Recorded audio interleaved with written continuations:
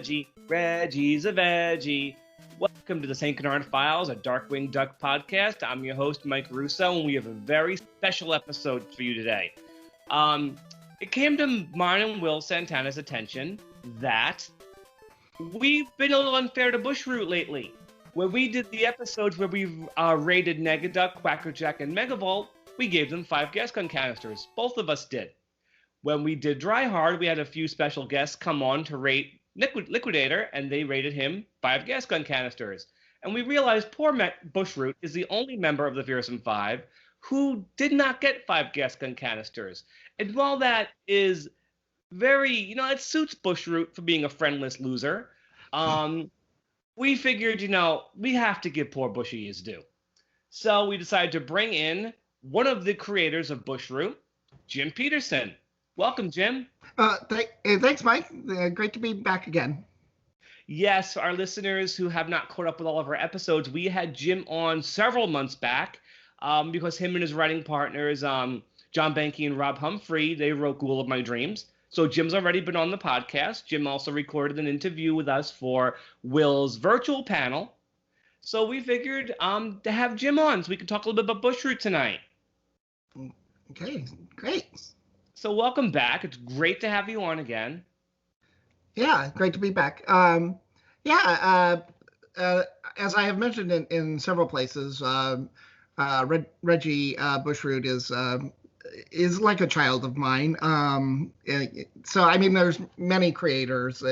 Wasn't solely my creation or anything like that, but I do feel that it's close as you could come, like within a structure of Disney, that he's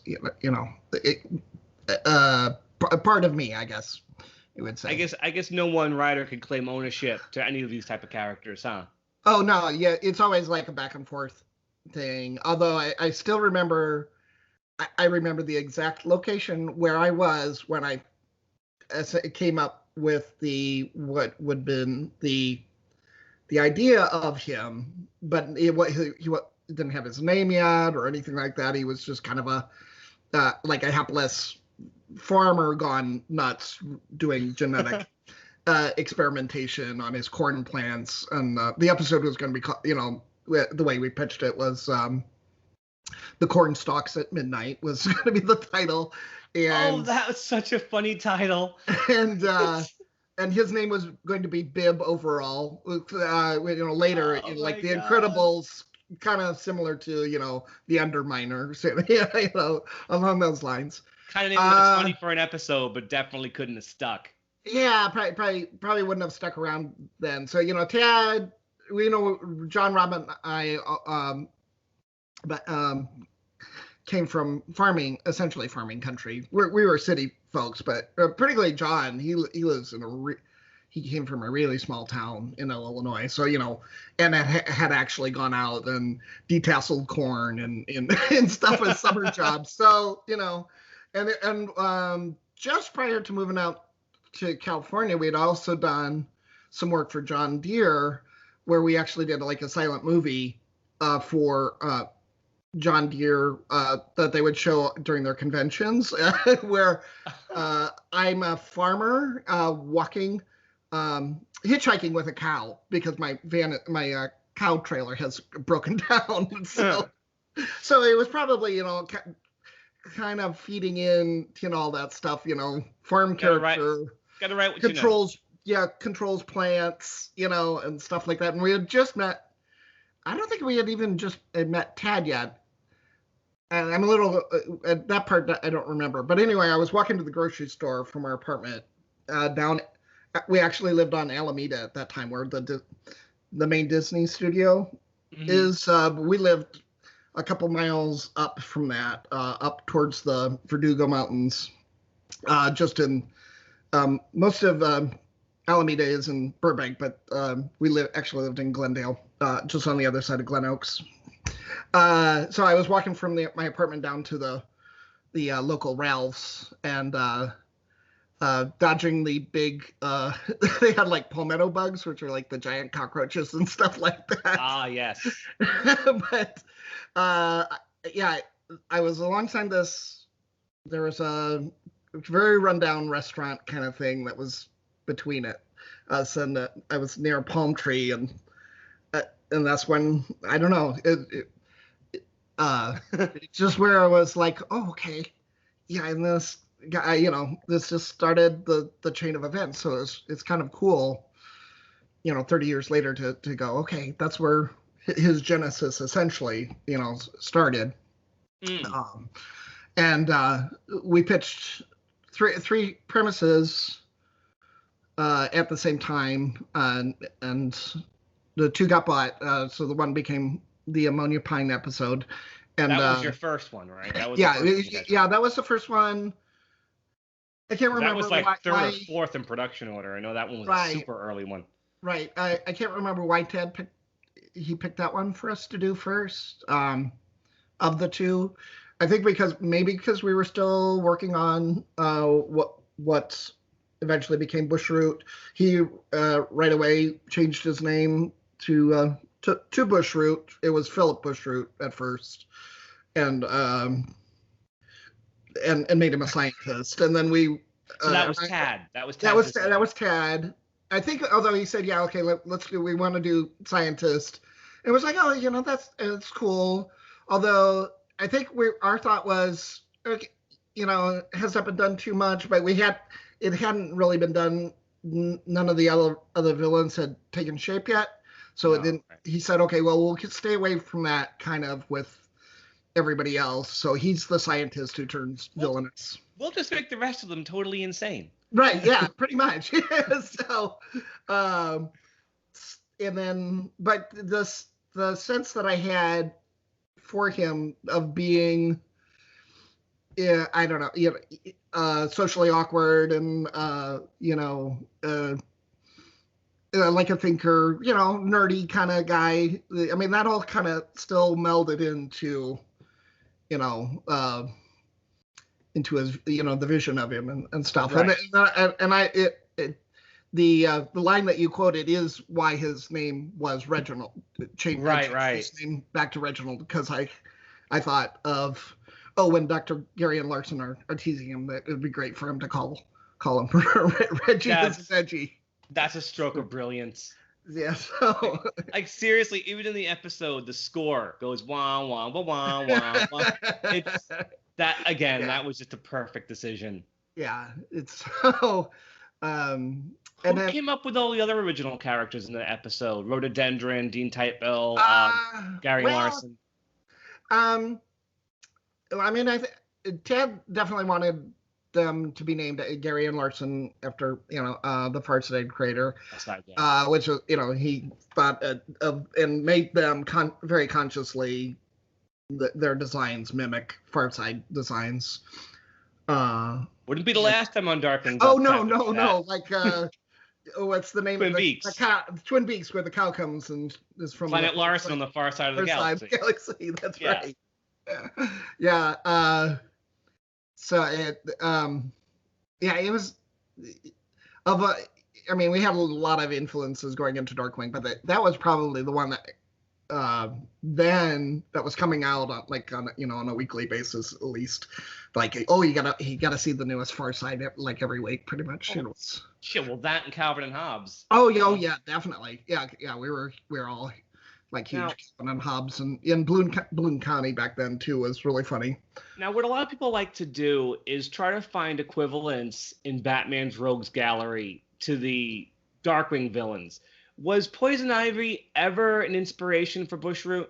I think in Ted's mind, but I was never into those kind of comics. I grew up more with like the Donald Duck, and that was true too with like John, and to a limited extent, I don't think Rob ever got into comics at all. I remember, and we grew up, we were really close friends since first grade, so I don't remember Rob being into comics at all, but I had a fairly big collection, but it was mostly really like Donald Duck cartoons, comics and stuff like that.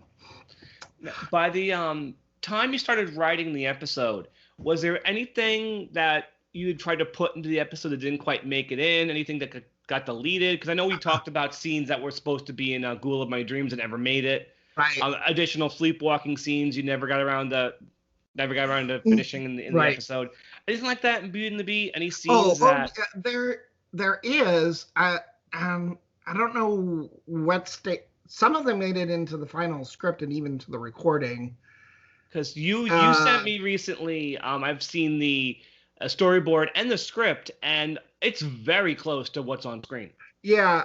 So that was probably the shooting or whatever they called the production script. So somewhere between our final draft, which I don't have a copy of, and the Kevin Hobbs's final draft, which is the one that goes into production. There were some scenes like I think I'm nearly positive that to our final version of the script, there's a short scene where Dr. Larson and Dr. Gary are working, and the vines are creeping into the lab.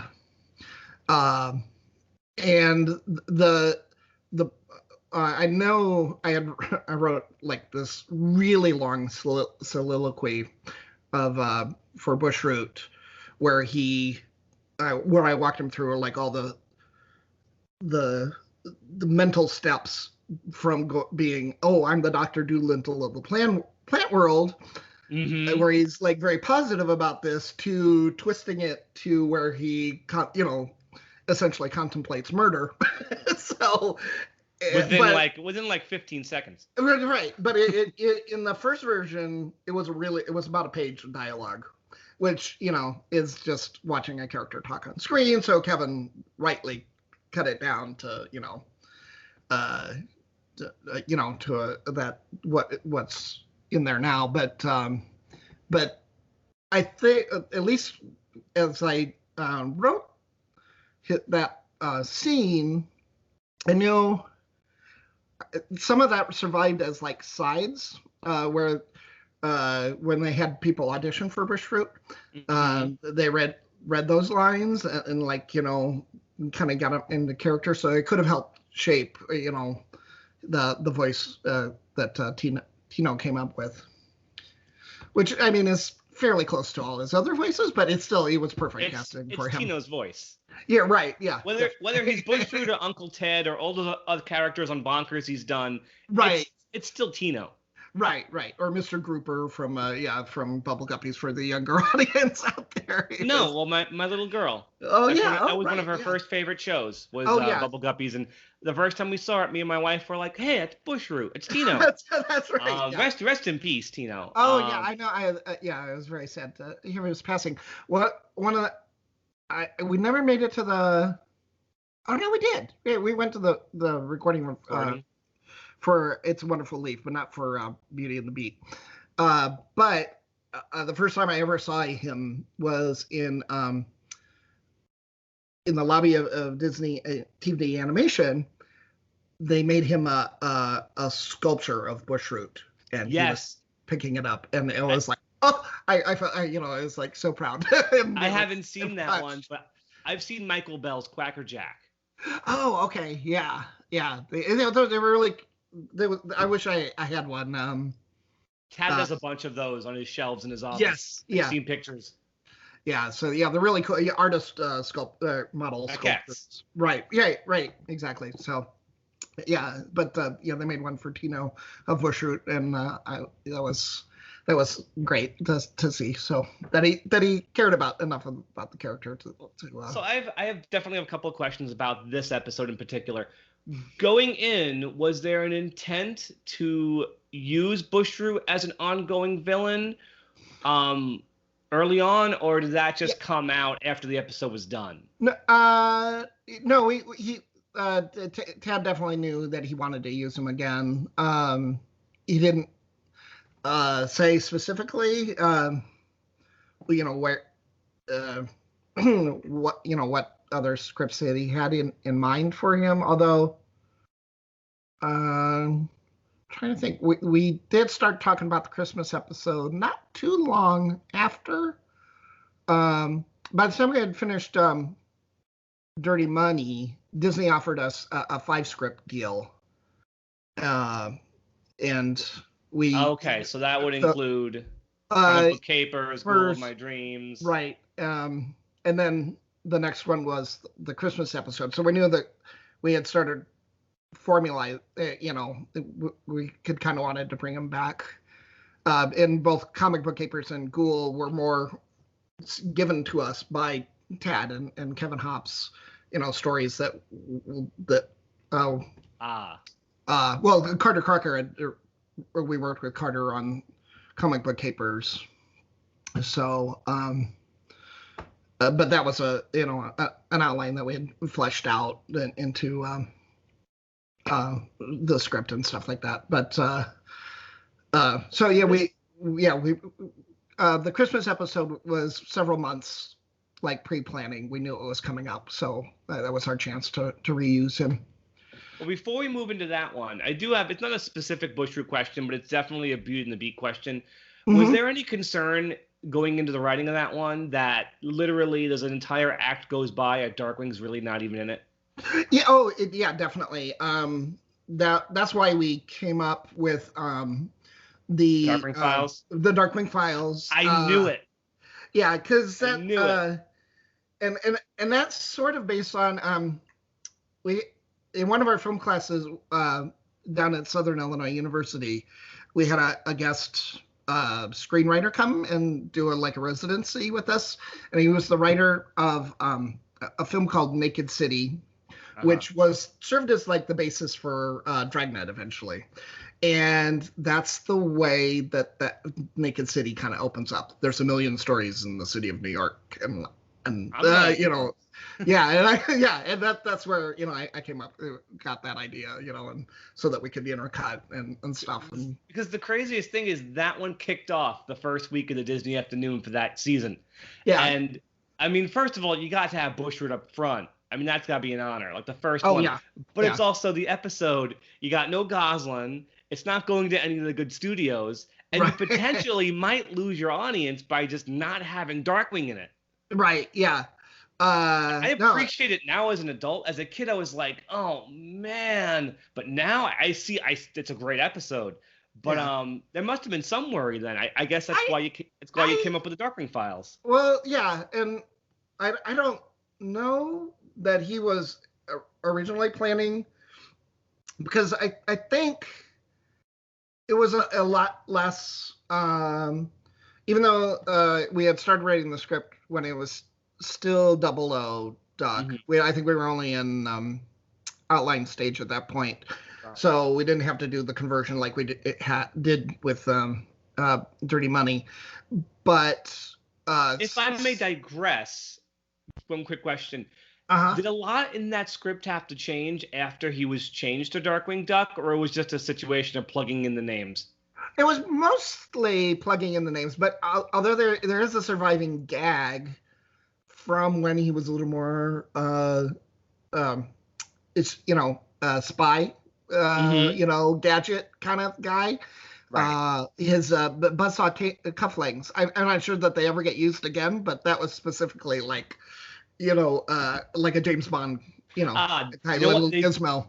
They do come back later, way later in the series, and Darkwing makes reference. He says, "Once again, saved by my buzzsaw cufflinks." Oh, okay. So they do come back. Okay, but still, that's definitely it's a little. More of a spy gadget than... Right. He's got acid cufflinks and in Blunt, and that was a super early one, too. Oh, right. Yeah, and I think that might have even been, I don't remember the 00 Bible at that point, whether they mentioned... I know he's supposed to have, little gadgets and stuff like that, but I don't remember specifically if he said he'd had different kind of cufflinks or something. That would only make sense, though, if he did. Yeah, it probably would, because in Blunt was... Yeah, that was really early too. But I mean, that got pushed way late in the production order. Both of the France episodes did. I heard Tad say it was an animation issue, not anything else. Not script. Oh, okay.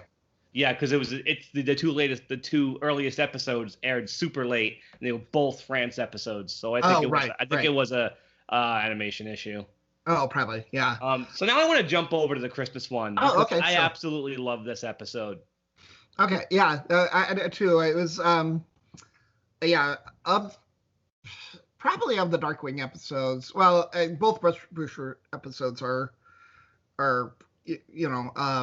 just for me, like the most special of the episodes. But I think we realized, I mean, we were just learning what to do in the show on Beauty and the Beat. But by the Christmas one, we'd already, that was our fourth script. So we were, like seasoned pros by then. So, by the time fifth script. Yeah, sorry. By the time they got to It's a Wonderful Leaf, everything was clicking with the show. Yeah, definitely. Even the overseas studio Sun Woo, who I could definitely leave on Beauty and the Beat, had their act together by It's a Wonderful Leaf. So even that was working in the show's favor. Even the lesser animation studios turned in good work later on Darkwing. Definitely. Just as a personal, forever, that episode was known as Just Say Noel. Was it? Yes. See, I've read the Writer's Bible, and they were referring to it as a Bushroot Christmas. Oh, yeah, but before that, it might have been, I don't know. Noel. That's probably when it was. Tad probably put it on like the production list because he knew when we got to that slot, we'd be writing that one. But as soon as we started writing the outline and premise or whatever, it was always Just Say Noel. Through past recording, even it was somebody in legal department who went, "Oh no, we can't have that. It might offend Nancy Reagan." What? Well, I got to say, as much of a groaner as it actually is, for Darkwing Duck, a title like It's a Wonderful Leaf is so stupid, it's really funny. Yeah, that's right. Yeah, that was, so we actually had like a little naming, sort of like a naming contest. Like, Tad wanted a Christmas to Retimber, which is, it's kind of good. And, but it was we were on Bonkers by the time that we had to come up with the new name, and it was our fellow Bonkers writer, Bob Schechter, who came up with the title. It's a Wonderful Leaf. So that's one of those things when you say it, the room either bursts out laughing or the entire room just collectively groans. That's right. Yeah. But for Darkwing Duck, like dumb puns like that are really good. Sure. Yeah, and then it's funny because Bob didn't even write on Darkwing at all, No. But he was a super funny guy. So we were talking before the record started that it's possible to group Bushroot episodes into episodes that are truly Bushroot shows, and episodes where, he's the villain, but it's not his show. I mean, I love Night of the Living Spud. I think Steve Roberts wrote an amazing episode, but it's not Bushroot's episode. No. The same thing with Easy Come Easy Grows. He shows up 17 minutes in. Yeah. And then he kind of, in Air Date, he kind of just drifts away into the background. He doesn't get solo spots. He only shows up with the Fearsome Five. And amongst hardcore, more flamboyant characters like Quackerjack, Negaduck, and Megavolt, he just ends up being totally overshadowed. And I know you had agreed with me with that one. Oh, yeah, definitely. Yeah, he's just, I think, in a way, because he does, since he is kind of, meek with, nervous, not self-confident really or anything, just, timid in a way with great superpowers. It's just crazy. Too stupid to realize these guys can beat Negaduck if they wanted to. They're just I'm not sure smart enough to realize that. Right. Any of them could have. There's no reason for Bushroot to be afraid of Negaduck's chainsaw. If he can be shredded by a lawnmower and totally be fine, or fed into a wood chipper, he doesn't need to be afraid of a chainsaw. Neither does your Liquidator, but they are. But then along comes the Wonderful Leaf, which puts Bushroot up front. Yeah, definitely, and I think I'm pretty sure I've seen them all, although some has been a long time. I think it's the one where he gets his due the most. I mean, it is his.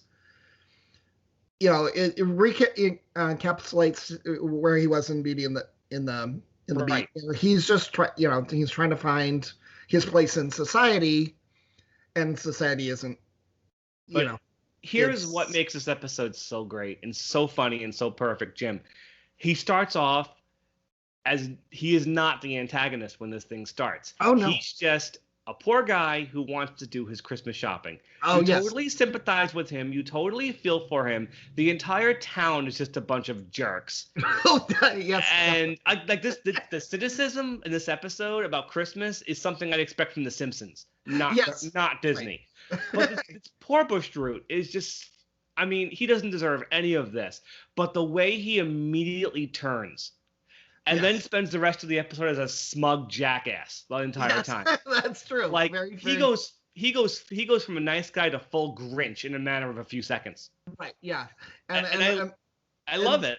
Yeah. Some of that too is highlighting like different slight differences in our writing style. So like where, especially by the end where Darkwing's like narrating and then Bushroot interrupts him with, and that's me, you know. Oh, Jim, I love that. We pointed it out in our episode. Oh, that's me. And then he mentions Bushroot. That's me. That's so meta. Yeah, that's a Rob moment. That's Rob's line, and that is Rob's segment. So he got a lot of the like gave Bushroot a more attitude by then, you know. Darkwing turning to the camera and saying that me is fine for Darkwing. It doesn't take you out of like the moment, but to cut to another location entirely just so Bushroot can go, that's me. It's just like this is the point in both production and air date where Darkwing has hit its finest period. Yes. And you see it. You see it in this episode. Yeah. And it's just everything about every Bushroot scene is just perfect. Just the way you guys write him. Just everyone has to celebrate in their own way. Like Tino is the only time in the series Bushroot just gets to be smug. Oh yes, yeah. And the merry ho ho ho. Oh yeah. Okay. Oh my gosh, I have to tell you a little story about that. So we were writing that, and somebody came to us and they wanted us to write the official Disney TV animation Christmas card. And we put that line in like, Merry Ho Ho Ho. and I went out and I mean, like all these employees were... It's not Merry Christmas. It's not Ho Ho Ho. It's Merry... I've never heard it done like that before. But like then we hear all these complaints, like people found it like offensive or something. We're like, you ask comedy writers to come up with their Christmas card. What do you expect? You know? And you guys also wrote the definitive Bushroot self-assessment line. I'm not really sinister, just misunderstood. That's right. And they used that in a commercial. There was a commercial where the announcer names each Fearsome Five member. And when he mentions Bushroot, he calls him sinister, and they cut to Bushroot from this episode. I'm not really sinister, just misunderstood. And me and Will agree that's like the definitive Bushroot line. Yeah, yeah, that's funny. I've forgotten that one. The thing I remember also on that one was trying to figure out how to stretch out his plot, so that it took a little longer to do. So that's why, because Bushroot really doesn't need to use the star no, he has his own powers. Right. But that was kind of a device that we just needed to bridge from when the Christmas trees actually stole all the presents. Yeah. And how he could do it all like simultaneously. So it was a little device. But he's also play acting in general in the military. Yeah. Oh yeah, yeah, definitely. So it was, I mean, it was a fun device to do, but it was like, well, you know, he doesn't really need to do that, even though I don't find the Bushroot stuff to be padding. The only scene I feel it feels like there's more being added, and honestly, it's super funny regardless. Is that long scene of Darkwing and Launchpad on the Santa sleigh getting dragged around St. Canard? Oh yes, yeah, but it's funny. Yeah, and that one's where I don't know, when you first envision a scene and you go, okay, this is gonna be great, and I remember. Even though it wasn't really in like the section that I ended up doing the script on, right? I remember kind of planning out how the sleigh was going to hit it was actually supposed to be a Volkswagen Bug, and go up and ramp up over the car, and that's how it gets elevated. And it didn't get animated. In the episode, the momentum just lifts up the sleigh. Yeah. So I mean, it could have gone on too long, but two things save it. It is mostly dialogue. It's Gosling's line, Keen Gear, I'm never gonna forget this Christmas. That's and right. I don't know how, I don't know why, Yeah. I don't know how, I don't know why Terry was directed to scream like screech as a sleigh's flying over St. Canard. When we recorded this, I was talking to Will how on Ducktales and Darkwing, when Terry would scream his launch pad, he would just be like, "Whoa!" But in this Yeah, right. episode, he's being directed to shriek Yeah. as they're flying over, and it sells it. It makes the Right. whole thing worth it. Yeah. I don't know if it would have worked as well if it just wasn't for Yeah, Jenny embellishments. Jenny, yeah. Yeah, Jenny was a genius. Yeah, she was she just, every recording session we went in with this, she just knew, like, this is like that. And even if it's not what you meant, her way was better generally. It was like, oh, wow, okay, this is great. Whose idea was it for a toothless Darkwing to sing "All I Want for Christmas Is My Two Front Teeth"? Oh, that would be Rob. Yeah, that was. Okay, that was great, and the grotesque drawing that goes along with it is fantastic. Yeah, I wish I knew. Actually, I know the storyboard artist. Rich Chidlaw. What's the other guy's name? I can picture him, but I can't think of his name. It was like the only script that we actually got to meet and discuss things with the storyboard artists. So they the director was Tim Walker on that one. Mm. Yeah, who went back over to Warner Brothers later, so it did a lot of the Sylvester and Tweety mysteries and stuff like that. So. Everything comes together in this episode really, really nicely. You guys managed to capture a very I was 12 when this one aired, a little bit older than Gosling and Honker, but you definitely capture what it's like being a kid at Christmas, just desperate to open the presents. Yes. And I mean, another thing that works about this, and I compare it back to other Disney Afternoon Christmas episodes. A lot of them end up being a little schmaltzy, but this one doesn't forget that first and foremost it's Darkwing Duck. Yeah. And doesn't get schmaltzy until like the last couple of minutes. And even then, it still works. It's kind of a so that part of the episode, I don't remember how it originally ended, but that wasn't in for like the longest time. Gosling says, you can't be poor if you have friends. It's like, oh, that's so Hanna-Barbera, Gosling. Don't talk like that. I know. It's like, I'll take it over a whole episode where Molly Cunningham doesn't believe in Santa Claus and they have to play act Santa Claus for a whole episode. Oh, yeah. I'll take it over that kind of thing. Right. Because it still works. It's Darkwing Duck. Even when it gets corny, it still works. Yeah. The thing on that, which is strange in retrospect to look back on, Hunker's, throughout the episde, but he only has one line. And one sad line. And that's the only time we ever wrote for Hunker. So we only gave Hunker one. Not any of your other episodes. No, at all. Actually, that was the first time we wrote for Gosling too. That was it was. Right. Well, she was in Comic Book Capers, but not for a very. Yeah. I'm sorry. Yeah, it's Hunker. It's like 3 minutes of screen time though, Gosling in that one. Yeah, she's just like a cameo. Yeah, but it was the first time she was integral to the plot. Yeah. So, right. You guys didn't write a lot, Gosling, because she wasn't in Twitching Channels either. No, yeah. She was in we worked her into Hot Spells, but also the one that we wrote the outline for, My Valentine Ghoul.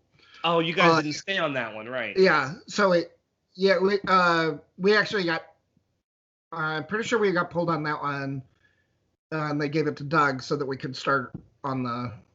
Right. They moved up production on the Christmas episode, so on It's Wonderful Leaf. So anyway,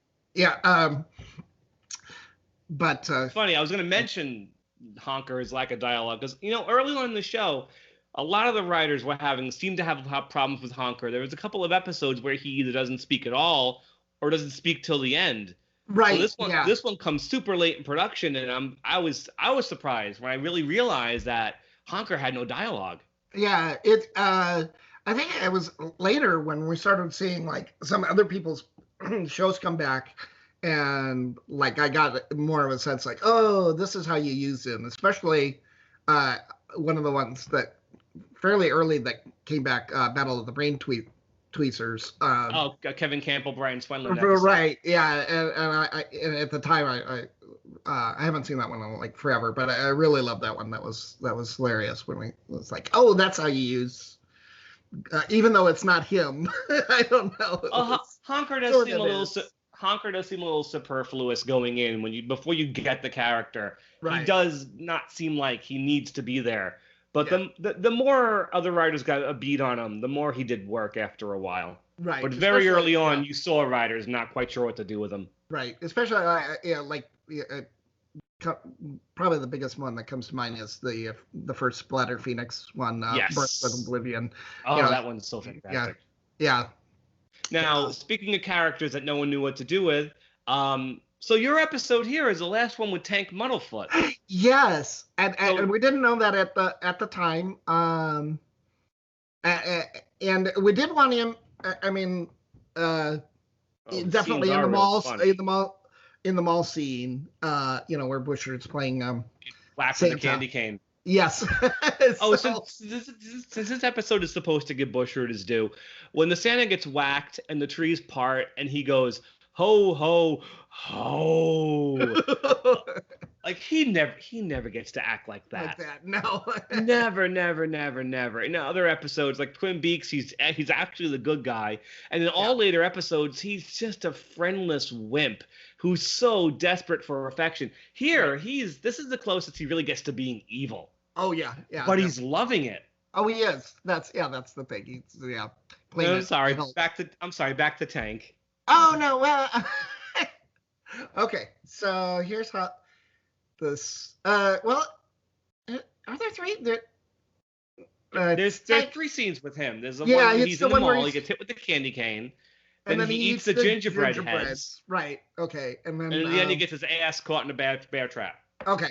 So, all right. My apologies to Kevin Hobbs if he ever actually listens to this. It was actually more. I didn't so much mind the gag. I don't know. It was just. It seemed a little like coming out of nowhere. Where Tank sets the trap for Santa. Like, what do you? Oh, well, I guess maybe it relates back to the mall. Maybe that was Kevin's thinking. But maybe I don't know. But we took it out of several drafts. We took it out, the bear trap gag out, and Kevin kept putting it back in. Well, I do have to admit, it adds a layer of dark humor to a sequence that was getting a little schmaltzy. That's true. Yeah. So I mean, it ends up being a plus. I mean, for Drake's final line to be, he is a Christmas tradition and end on Santa. Yeah. I do think cutting the Tank stuck in the chimney in the middle of winter, screaming for help. Yes. Does make it darker and funnier and much more Darkwing Duck. Oh, yeah, that's true. And of course, if you're super dark, maybe that's where he went to. No one ever got him out of the chimney. They never found him. Like the dad on Gremlins. That's right. So I know Tad White. I know why Tad wanted him gone. I do know why.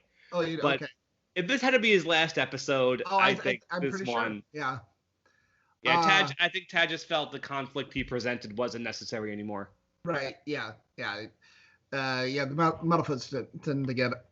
I mean, they're in sparse episodes, but yeah, it really didn't need. You get more mileage out of Binky and Herb than. Well, this was around the time every writer fell in love with Herb. Yeah. Oh, yeah. He started appearing in more episodes than Honker did. Right. Yeah. Time. Right. The other thing, when you mentioned it, the Christmas, it is a Christmas tradition. That was a Kevin Hobbs thing. He wanted to stick that in there to kind of keep Christmas alive through the episode, where Darkwing.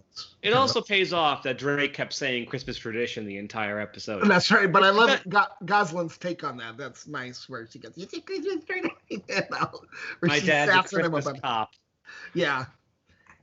Don't tell me another Christmas tradition. No, something that makes you feel good when you do it. That's right. So of course, Bushroot also gets his last defeat in this one too. Oh, right, yeah. They go really easy on him from now on. Yeah. Oh, right. Yeah. I know Yeah, Twin I Peaks, thought he of gets that. away with the cabbage. Incredible Bulk, he just leaves. And Slime OK, You're Okay, which is one I don't really like that much. I think it's my least favorite Bushroot episode. Okay. Darkwing just lets him go.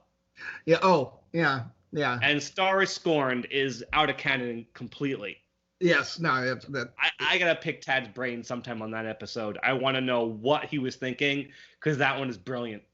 Yeah. Yeah. It's just. Yeah. That's another one where Bushroot comes in game for anything, the nicest guy in the world, and then at a certain point, as they were filming these idiotic pilots, Bushroot snaps. Yes. Yeah. So yeah, I know. Yeah. That's exactly what happens in this one too. Right. Yeah. You just push him so far before he stops. It was interesting. Even though I knew this was coming up, my daughter was talking with a friend of hers the other day, talking about she knew the term existed for anti-hero, but she was wondering if there was such a thing as an anti-villain. And I'm like, you know what? Yeah, Bushroot is an anti-villain, or he really is. And she didn't come up with that term. Apparently it's around somewhere, but I think if Darkwing either got more seasons or if they had somehow been able to use him in that second ABC season, I truly think they would have reformed him. Yeah, right. Yeah. I think that's where he was going. Yeah, definitely. Well, I might as well mention it. I don't know if you're aware of the Darkwing comics. The last one they did, it ended with Darkwing and Bushroot having like a heart-to-heart about how Bushroot wants friends. They brought back Posey from Night of the Living Spud. Oh, okay. And Bushroot had a killer. At the end, okay. He explains he's just lonely. He did love her. It's really hard when it's someone you care about. And Darkwing looks behind Rick Gosling. He goes, I know how you feel.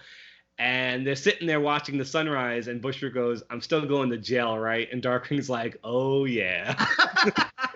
That's funny. But as a character you created so far, that's been the last thing. And the comics are considered canon. Disney and Tad consider them canon. So for a character you created so far, like that's his last adventure, he's actually got to connect with Darkwing a little bit, which I think is nice. Yeah. A couple things. We just talking about the love aspect, because that was a line that kind of got a little. I mean, Rhoda and Bush, Bushroot's in love with Rhoda, obviously. But in the early drafts of it, Darkwing had a thing for Rhoda as well. It was going to be like this love triangle battle, like at the end. But I just love the way in the end where or the way she's played, Rhoda is played in the end. With. I'm a plant. You're a plant. I'm a duck. You wouldn't work out. You're a plant. I'm a duck. It won't work out. And then Bushroot gets this great. Bushroot has the line. If you know who wrote this line, he goes, "You'll grow to love it, but first you'll grow leaves." That's right. So even earlier episodes, like you guys were nailing the dialogue. Yeah. And that's right. Yeah, that one. That was early on before we started figuring out where, like, doing things and like breaking it up and doing each one of us writing certain sections. So it's kind of hard. It's harder to say because we would jump around from scene to scene and work on whoever had like an idea for a particular episode or action sequences. I remember John did the big battle at the end of Beauty and the Beet. Well, then I think you should thank him for me for the scenes of Launchpad walking around with the pumpkin in his hand. Oh yeah, yes. That's another one. I was thinking the same thing. Yes. Particularly. I don't know. It was just kind of like a quirk of John's that he really liked Darkwing to be the hero, definitively the hero, and sometimes he felt like the Launchpad was getting in like the way of that and stuff like that, and so putting it, we would actually use that as a term in a number of our scripts. We had a character who had to be there for whatever reason, but you wanted to get him out of the way. You was putting a pumpkin on. Well, you managed to write him out of hot spells completely. Yeah, right. That's true. Yeah. He wouldn't have fit in that one anyway. No, and switching channels, he wouldn't have fit in that one too. No, yeah. So it's kind of weird, but. So what would you say, as one of Bushroot's creators, what would you say is your proudest Bushroot moment as we wrap up here? Well, let's see. Ooh,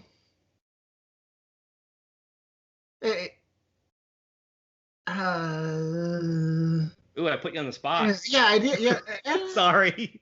Well, I don't know. I'll have to say, because this was this is my sister Chris's favorite spot in the episode. She always brings it up when she says, it really cracked her up, and is where he's getting ready for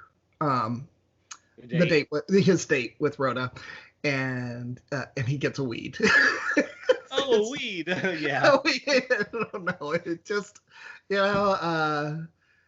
I can't remember which one of us came up with that, but it was like, it's something. I knew we were talking about it. It was like something goes wrong because something always goes wrong before you go on a date, and and it was nice. Just like, oh yeah, but when you hit the right line, you go, oh yes, that's it. Okay, move on to the next thing. So I think we've given Bushroot his due tonight. I think he deserved it. Oh, yes, definitely. And so, Jim, is there anything you'd like to plug tonight? Anything you want to mention before we go? No, just that I really, really want someone to come up with a really good Bushroot t-shirt, so I can have something to wear. So, yeah.